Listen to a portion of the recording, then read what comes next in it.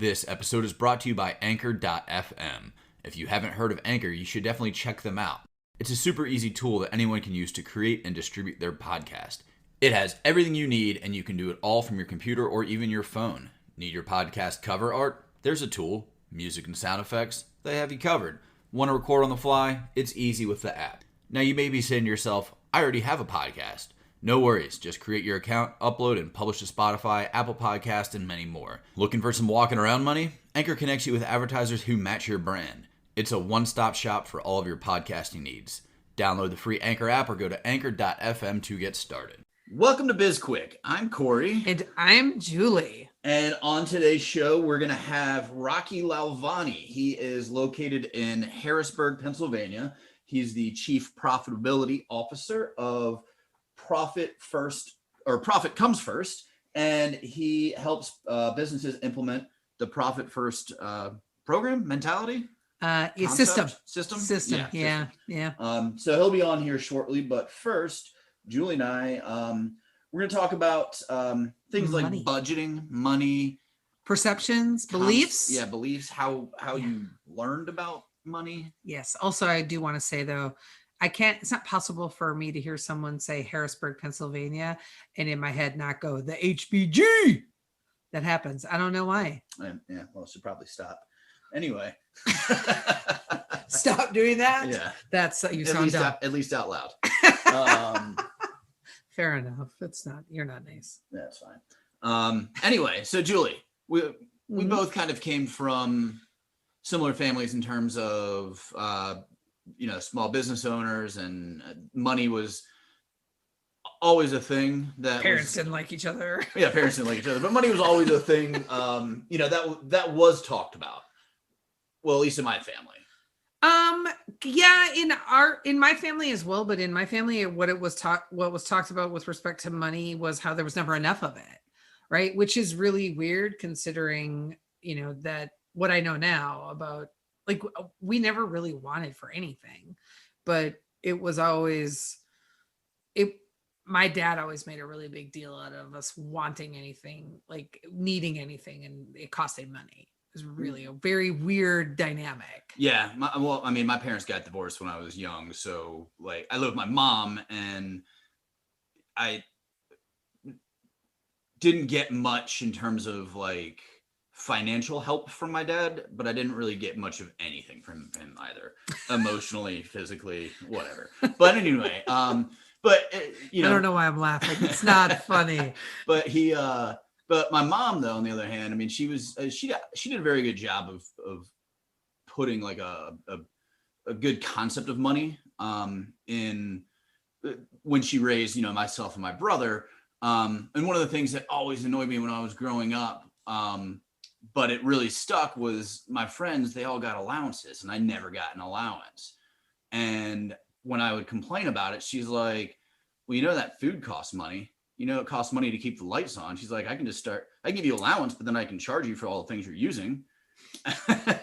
And so, that's kind of how I was raised. But it made sense to me. And again, like I never felt like we were poor. And it was one of those things, like if I ever wanted to go out with friends to a movie or whatever, she didn't have a problem, giving me a $10 bill to go get, some popcorn or whatever. But, for the most part, I also started working when I was like 12. So your mom was kind of an assassin. Yeah. Yeah. I can remember every time I wanted money that it was just this really big ask. Like I was asking like my dad for one of his fingers or something, right? Versus that whole like, I didn't get an allowance either. But like I said, I can't ever remember wanting some material thing and not getting it. But my financial education really came from the School of Hard Knocks, right? Learning things the hard way. I think I told on a podcast recently the story about a car being repossessed because I signed a really stupid contract. And, I just then I never made that mistake again. And you just kind of live and learn and, you figure it out as you go. But, I've never had I think my mentality for money has always been, I can make more. right? Like I don't have a scarcity mentality around money. I just feel like there's a lot of it in the world and a lot of ways to make it. And I'll figure it out because I'm pretty smart and I'm clever. And sometimes I'm even a little crafty. And you might still have both your kidneys. I do. And you know, so you always got a backup there. I got a backup plan right on. Yeah, I was kind of the same way. And it was always like, it perplexes me or frustrates me or whatever, because people always talk about, oh, in high school or whatever, we need to teach kids how to do the basics, like, you know, balance a checkbook, even though that's not a thing anymore, but like manage money or just be responsible, because it's not being taught elsewhere. But that never happens. And it's something that I definitely think needs to happen, like just basic money management, because we already know that most adults aren't good with their money, so they're not going to teach their kids good habits with their money. Correct. And because we know that most adults aren't good with their money, we also know that most small business owners don't have a lot of knowledge or enough knowledge for them to really be good with their finances and their money and their business. Yeah, we've talked about that a lot. I mean, just people, they put their head in the sand when it comes to looking at bank accounts or, you know, financial statements or anything like that. And, you know, they take advice from accountants and whatnot, but, you know, there's a difference between like just having a balanced bank account and actually like making smart decisions with your money. Yeah. I'll never forget the first time we heard a client tell us that he had just learned from his accountant like the week before or the day before that he was profitable and he didn't know. And we were like, and he had been in business for like 7 or 10 years. Yeah. And we were both like, wait, what? And we're trying to hide from our, like the look of like pure shock on our face. Like, wait, what? Yeah. But again, I mean, the barrier to entry for a lot of businesses is just having some cash to get the business going. You don't need certifications or knowledge or anything like that. For a lot of businesses, you do for some. Right. And I mean, I have long believed, well, yeah, I think it's important to teach the fundamentals of finance, right? And it's more than like accounting or, you know, a balance sheet. There's a lot more to finance than that, right? But I also think it's equally important to teach the fundamentals of being an entrepreneur, because there's a lot more to running a business than just hanging your open sign on the front door. Exactly. Yeah. Well, we've got Rocky in the waiting room, so let's go ahead and bring him in. We should bring him in, but before we do that, why don't we take a quick break? Let's do that. Okay. Hey everyone, we wanted to tell you about our latest course, Foundation 52, that will be available on February 15th. This course is built to provide tools and techniques every week of the year, and is designed to improve your small business. If you're thinking about starting a business, this is a great resource for you as well. We walk you through sales, customer service, disaster planning, growth strategies, and so much more. Head on over to SB Pace to sign up today. Okay, welcome back. We have Rocky Lalvani on, and he is the Chief Profitability Officer of Profit Comes First, and he is out of Harrisburg, Pennsylvania. Welcome, Rocky. Thank you so much for having me. Excited to be here with both of you. Yeah, this is going to be a really interesting conversation because you are, I guess I'm just going to say you're an expert in Profit First. And so we would love to learn more about that approach. And we probably are going to have a lot of questions along the way because this is kind of new information for both of us. But we have a couple of clients who actually are implementing or have implemented the concepts behind Profit First. So we're excited to have this conversation. As am I. Always happy to share and help small business owners survive and thrive. I know, right? That's what we say, survive and thrive. And I swear we didn't rehearse that. I am curious what it is about Profit First that basically resonated with you and made you want to become, you know, so invested in this particular, can I call it a concept? Is that the right word for it, or approach? I've always wanted to be wealthy, right? From the time I was a little kid. And when I got out of college, I essentially created an automated system to build wealth. So basically, as money came in, before I even saw it or touched it, it would start going into different savings places. Some of it would go into retirement accounts. Some of it would go into after-tax accounts. And over the years, I kept increasing the amounts that I was saving. I would always look around and go, why is money so hard for people? And I didn't realize that most people weren't taught about money. When I started to think about it, I realized for whatever reason, we're an immigrant family to the United States. I came here when I was little. My parents would talk about money. They would talk about money with their friends because they had to figure out how to live here and how to survive and thrive, right? I have a Bachelor of Science in Economics. I have an MBA. Neither of those places taught me how to build wealth. They didn't teach me those principles. And I always wanted to help people with money, but I couldn't figure out a way to help them. And probably about, I don't know, 7 years ago, I went down, I spent a week with Dave Ramsey's group doing their master coaching program, realized I don't want to work with broke people. Thank you, but no, thank you. So I started working with high income people. And the problem is what I do is help build wealth over time. Nobody wants to invest in how to be a millionaire over 10 years. They all want to be a millionaire tomorrow, overnight, this weekend. Guess what? That doesn't work.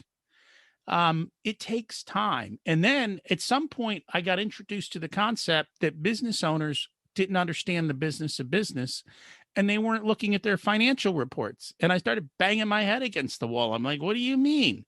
So I was like, okay, here's a group of people that need help. I have an expertise. I can help them. This is the perfect match. Do I go this alone or do I partner with somebody? So I looked at some of the different systems out there. There's different CFO services. There's different types of things out there. But what I realized is Mike put into words for business owners what I've been doing my whole life. And I'm like, well, I could put it in my words, or I could just take his words. And it's a lot easier to take his system, right? I wouldn't have to waste my time trying to figure it all out. So let's just roll with his. He allows me the flexibility to tweak it the way I want. So I tweak it to my needs and to best serve my customers. And so we're just in 100% alignment. That's great. And it is amazing. And we talk about this all the time, about how little people, like business owners, know about their own finances. And frankly, I mean, most of them are scared to even learn about it. It's not an easy subject to start with, and nobody's taught it at a young age. And then they get into business and they're like, well, I've got money in the bank account. I guess I'm doing okay. Yeah. And this system is designed for that very person. You don't have to change your habits. That's why it works. And that's why people love it. Rocky, tell us a little bit about the program. Because like Julie said, we are working with some people who have talked about it. I'm having a disconnect. I haven't read the book or really followed any of it. So the way that I approach business seems to be different, or just understanding money in general. And that's fine. Everyone has their own viewpoints about money and how to do things. I think the biggest problem is we're given all the wrong information in business.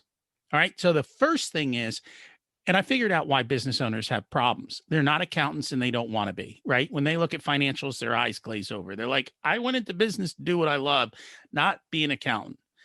The problem is accountants have a formula, and it's based on generally accepted accounting principles, GAAP accounting, and their formula is sales minus expenses equals profit.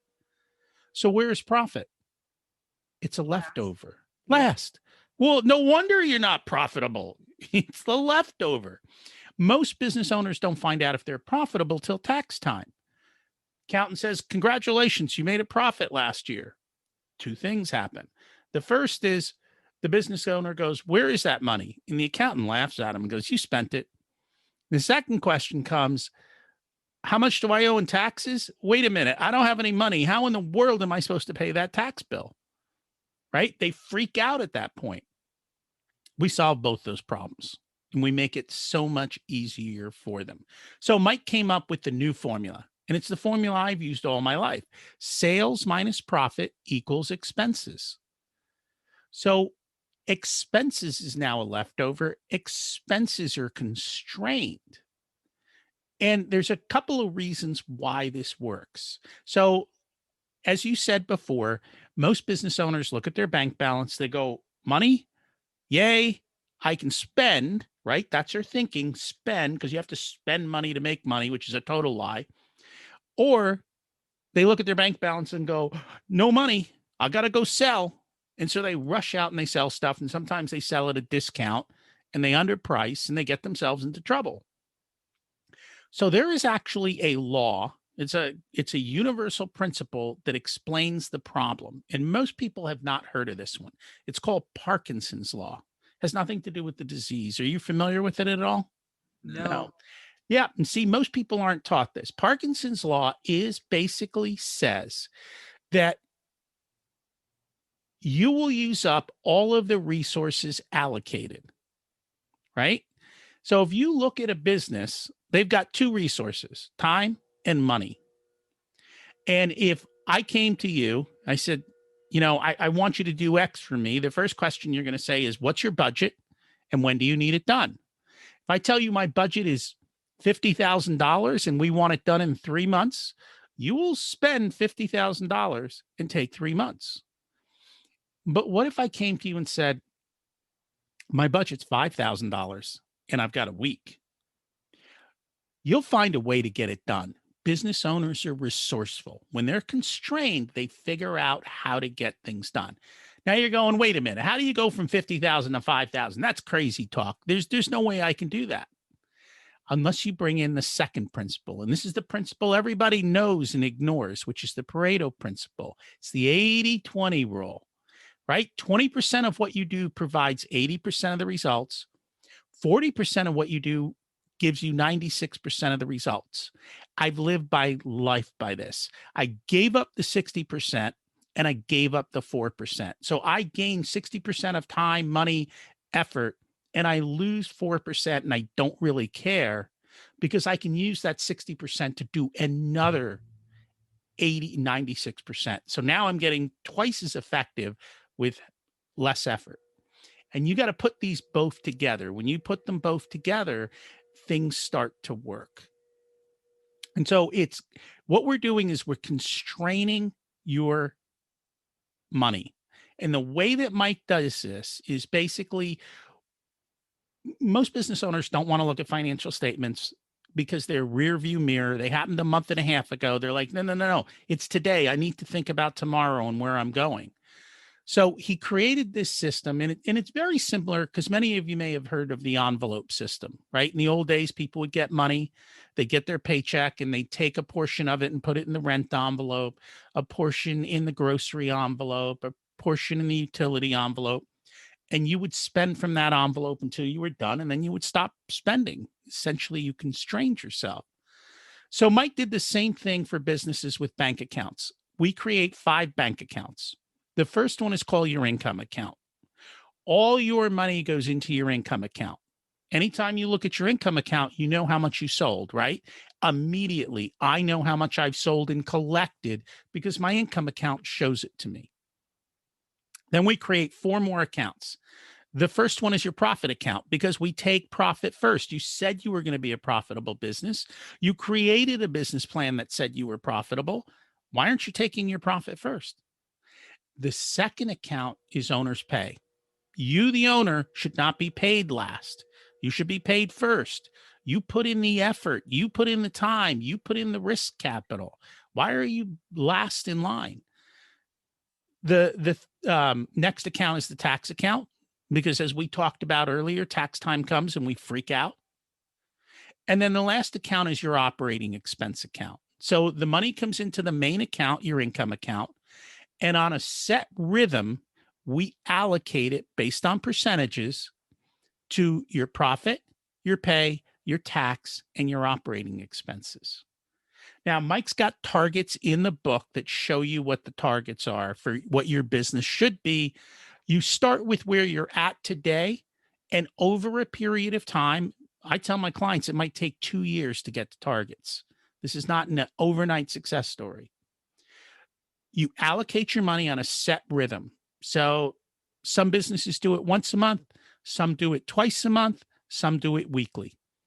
You take your income account, you move your money to your tax, to your profit, to your pay and your OPEX. And then when it comes time to spend money, you look at your operating expense account and say, how much do I have? It's been constrained. You're also not accidentally spending your tax, your profit, and your pay because they've already been set aside. So it's a constraint model. You don't have to look at financial reports. You just look at your bank balance. How much is in my operating account? I need to sell, or I've only got 5,000. I'm going to have to constrain my spending. What do I need to do? How do I become more resourceful? And so that, in a nutshell, is what the entire system is. It's very simple. It's very easy to do. You just got to implement it. I like the idea of the budgeting and being patient when it comes to growing your business and all of that, because I totally agree with all of that. But the one thing I want to go back to talk about when you're talking about constraining your expenses and just constraining your resources, basically, one of the things that I always love to tell people, especially when I was working on IT projects, was you can get it good, cheap, or quick, but you can pick two of the three. So, if you're constraining certain things, you're going to sacrifice, especially resources, you're going to sacrifice a good project or a quick project. So let's address that. What happens a lot of times, especially when it comes to IT and software, is we sign up for some software, we say we're going to use it, and then one of two things happen. We don't use it, and yet we keep paying a monthly amount. So let's challenge you. Do you really need that software? Or the second thing happens. I signed up for the premier tier, which is $800 a month, but I'm only using the features of the basic tier at $200 a month. Well, go ahead and cut it from $800 to $200 and save yourself $600 a month. It's also a matter of negotiating. We all have internet. We've got cell phones. We've got all of these different things. Do you ever pick up the phone or have somebody pick up the phone and say, hey, AT&T, Verizon, what can you do to lower my bill? Right? Once a year. Because I know, I have, my wife likes XM radio. God, no idea why, but whatever. Every year that thing renews. And every year at renewal time, they charge me $22 a month. I call them up and they lower my bill by 75%. Most people forget to do this. They just don't negotiate in their business. And so that is one of the things you do. Same thing with your insurance agent. I send a quick email, to my insurance agent. Hey, is there anything we can do to lower my bill? And usually they write back and go, yeah, I moved some stuff around and saved you a few $100. Or you comparison shop, right? Is there a better way to provide this service? We get comfortable. And that's a big part of it. The other part of it is, so if you deal with guys in, say, the construction business, the accountant says, if you go buy a big, fat, nice pickup truck, I can write the whole thing off this year. They get the green light. I got to go buy a new pickup truck. No, you don't. You don't need that pickup truck. It's a vanity spend item. And we have tons of vanity spending in business. I need this. I need that. No, you don't need that. Your customer doesn't care that you're driving a brand new pickup truck. They care that you fixed their house or did the job. So a big part of it is to get rid of vanity spending. When appropriate, spend appropriately. Do spend for good. Get quality items. And it's like you say, if we don't buy quality items, we're going to be replacing them and they're going to gum up our business. So, but do that appropriately with things that really are valuable in your business. You're just forced to think about your spending and not spend without thought. Yeah. That kind of wraps it up. I might still disagree with you a little bit, but, but yeah. So let's disagree. What do you disagree with? Well, so, there's certain things, you're going to have to spend money. And again, for some people, and maybe it's just, again, just the way that I think, because the changing the sales minus profits to equal expenses, makes sense, but I also come from a world where I already know where my cost percentages should be. So anytime that I'm buying something or selling something, I already know what I have to charge in order to hit the numbers that I need. So you're part of a small minority of business owners who know their numbers, and you're appropriately pricing. So the other half of this equation is appropriately pricing. One way you can increase profit is to charge appropriately. And you know just as well as I do, a lot of business owners underprice their product offerings. Yes. So Regularly. Yeah. regularly. So that is part of this whole equation, is to think about the numbers and appropriately price things. So Rocky, are you basically what we would refer to as an implementer, where you're going out and teaching small businesses essentially how to implement profit first into their organization? So yes, I do that. But really where my value comes in is there are a lot of business owners, even after they implement this, that aren't paying attention to the numbers. They don't know where the things are, and they don't even want to look at their financials, because when it comes time to looking at their reports or getting this down, they get anxiety. Sure. So and are you they freak out. Are you essentially like a fractional CFO for companies? Essentially, that is what I am. I go in, I look at their numbers, I ask them questions, and I challenge them. I challenge them on their spending, on, employee spends, on everything within their business that has to do with money. The other thing that does is it keeps accountability down, right? Because they are not just spending without thought. They're like, wait a minute, before I spend, I need to get it checked out that this is an appropriate spend. Okay. And so that's a big part of what I do for them too. What's your typical engagement like with a small business? Like, how long are you typically working with them, or is it a ongoing thing? If they're a really small business, I might just implement for them and let them run. If they're a larger size business, so my target business owner is $500,000 to $5 million.